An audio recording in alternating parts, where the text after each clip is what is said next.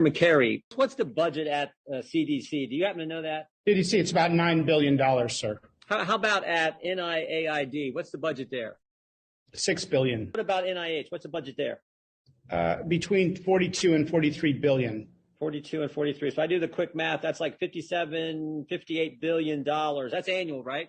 Annual. You know how many people work at CDC? 31,000 people between CDC and NIH. 31,000 people spending $58 billion a year.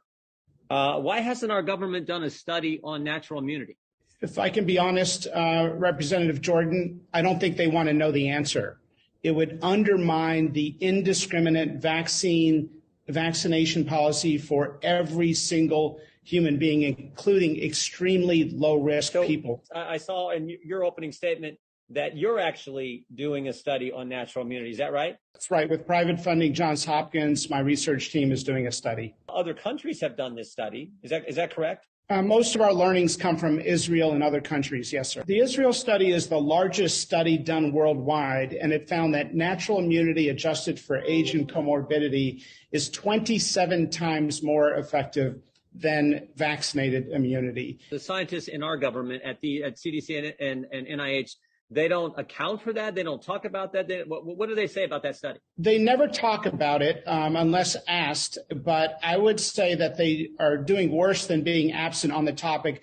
They are undermining natural immunity through two studies that the CDC did that are so flawed, that are so poorly put together. Honestly, they would not qualify for a 7th grade science fair. We can spend money. Some of that $58 billion and some of the resources at NIH and CDC can be used to fund gain-of-function research and give a grant to EcoHealth, who then sends some of that money to a lab in Wuhan, China. That's just fine, but we can't find any resources to deal with a fundamental question about natural immunity, and so much so that you have to go out and get private funding to do it yourself. It's either they know the answer and don't want the American people to know, or they do know the answer and are trying to hide it.